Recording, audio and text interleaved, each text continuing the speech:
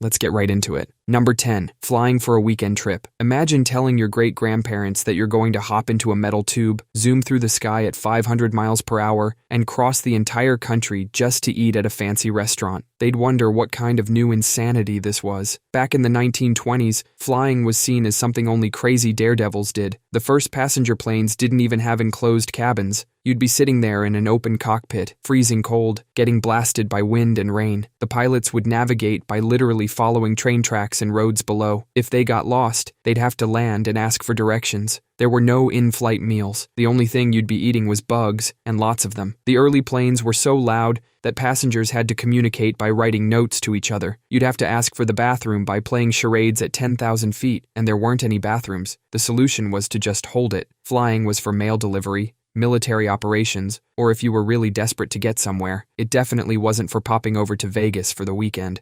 Now we complain if our Wi-Fi isn't fast enough to stream movies while cruising at 35,000 feet. Number 9. Doing the shopkeeper's job for them. You grab your own items, scan them yourself, bag them yourself, and a machine yells at you the whole time. People back then would think you're absolutely insane. You're doing the shopkeeper's job for free. Back then, stores had counter barriers, basically fences between you and the goods. You'd walk in, tell the shopkeeper what you wanted, and they would fetch everything for you. The idea of letting customers just wander around touching all the merchandise would have given shop owners heart attacks, and paying full price while doing all the work yourself would seem like a scam. Sometimes the self-checkout machine even accuses you of stealing. The robot keeps telling you to put items in the bagging area even though you already did. Then it calls for a human to verify you're not a thief. Stores make their customers do free labor while simultaneously treating them like criminals. Yet here we are, scanning our own groceries like unpaid employees, while a machine barks, "Unexpected item in bagging area" at us. The funniest part is we actually prefer it this way now. We'll even wait in line for the privilege of doing someone else's job for free, just to avoid small talk with a cashier. Number 8. Paying for bottled water. Imagine telling your great-grandparents that you just spent $2 on a bottle of water. They'd probably have you committed to an asylum. These people lived through times when getting clean water from a tap was considered a miracle of modern engineering. Their parents had to haul water from wells and rivers, sometimes walking miles just to get a drink. Then along comes indoor plumbing, and suddenly clean water is flowing right into their homes. And now people ignore that perfectly good tap water to buy bottles of the stuff instead, water that costs more per gallon than gasoline. The craziest part is a lot of bottled water is just filtered tap water anyway. Companies literally take water from public sources,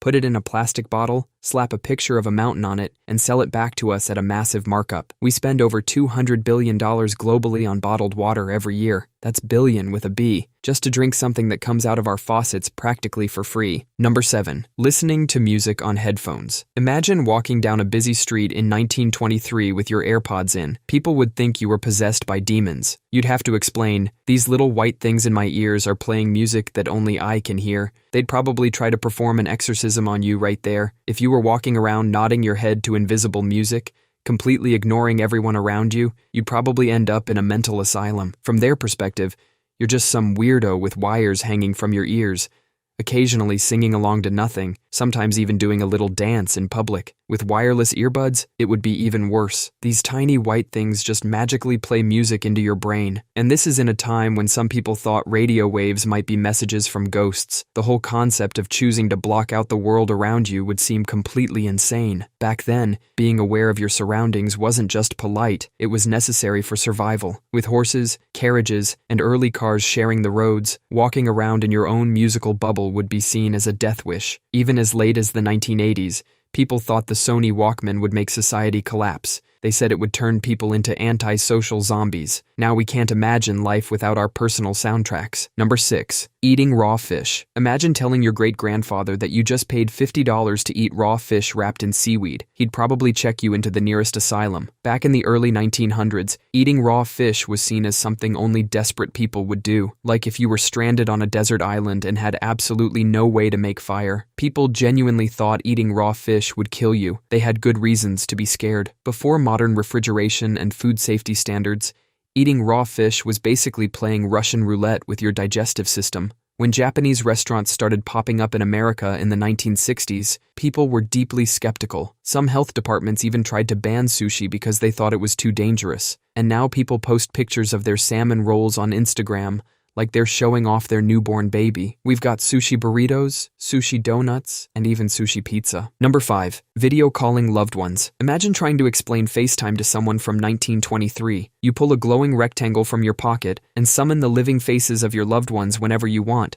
They'd burn you as a witch. You're basically describing a magic mirror that traps people's souls inside it. You're having a casual chat with a disembodied floating head trapped in a glowing box. Sometimes the head freezes in place, which they'd see as demonic possession. Sometimes it glitches and distorts, confirming their worst supernatural fears. Group video calls are even worse. You regularly attend meetings where multiple floating heads appear in tiny boxes. They'd think you're running a seance business. We casually walk around our homes, showing our floating head friends our new furniture or what we're cooking. Sometimes we even take them to the bathroom. To someone from 1923, we look like a society of casual necromancers, summoning spirits while going about our daily chores. Number 4. Wearing activewear casually. Imagine walking down the street in 1923 wearing yoga pants and a sports bra. You'd probably get arrested for public indecency, sent to a mental asylum, or both. Back then, showing up to the grocery store in workout clothes would be like going to a wedding in your underwear today. People would literally think you had lost your mind. In the 1920s, even athletes didn't wear what we'd call workout clothes today. Tennis players wore full-length dresses and suits. Swimmers hit the beach in wool outfits that covered them from neck to knee. The idea of wearing stretchy, form-fitting clothes in public was straight-up scandalous. There were even laws in some cities that made it illegal for women to wear pants in public. So your basic Nike leggings would have gotten you thrown in jail. Imagine trying to explain to your great-grandmother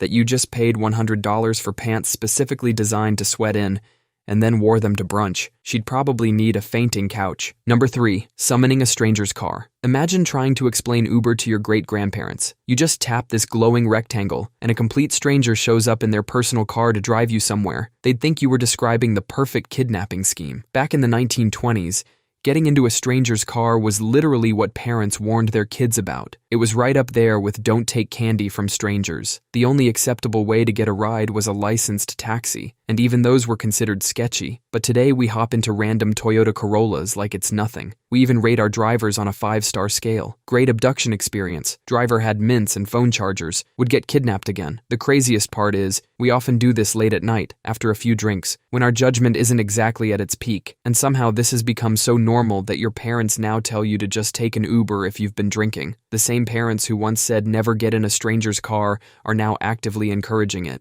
Number 2. Talking to your house. It's 1923, and your great-grandma walks into your modern home. She watches in horror as you say, "Hey Alexa, turn on the lights." The lights flicker on, and she's already reaching for her rosary beads. Then you say, "Hey Google, play my favorite song," and music starts playing from nowhere. Your great-grandma is now convinced you're either a witch or possessed by demons. You're literally commanding invisible spirits to do your bidding. Back then, if you told someone you talked to your house and it listens to you, they wouldn't have called an electrician. They'd be dialing the Vatican for backup. You have a friendly ghost named Alexa living in a small black cylinder. She controls your lights, tells you the weather, and sometimes randomly laughs in the middle of the night. We get mad when our house ghosts don't understand us. "No, Alexa, I said turn on the lights, not tell me about flights." We're basically yelling at spirits in our home, and somehow that's completely normal now. Number 1. Going to the gym. Imagine trying to explain your gym membership to someone from 1923. "Yeah, so I pay money every month to go to this building where I lift heavy things up and put them back down." They'd look at you like you just said you enjoy eating rocks for breakfast. Back then, if you told someone you were going to spend an hour running in place while staring at a wall, they'd probably try to have you committed to an asylum. These people lived in a world where most jobs involved heavy physical labor. The idea of paying money to do more physical work would seem absolutely insane to them. It's like if we started paying to dig holes and fill them back up again, or take CrossFit. We gather in groups to flip tires and climb ropes while someone yells at us. Back in their day, they called that working at the docks, and they got paid for it. The treadmill would have been even more bizarre to them. Treadmills were actually invented as a form of prison punishment in the 1800s. Your favorite cardio machine was literally designed to torture people. Next time you're on the treadmill, remember you're basically paying for what used to be a criminal sentence. Then there's protein shakes. You drink powdered cow juice to get bigger muscles. They'd probably assume you joined some weird cult. The funniest part is people back then were probably in better shape than most of us. They didn't need gyms because their daily life was a gym. Farming, manufacturing, walking everywhere. Their regular day was basically one long CrossFit session. That's all for today. I'll be making similar videos in the future. Subscribe to see them.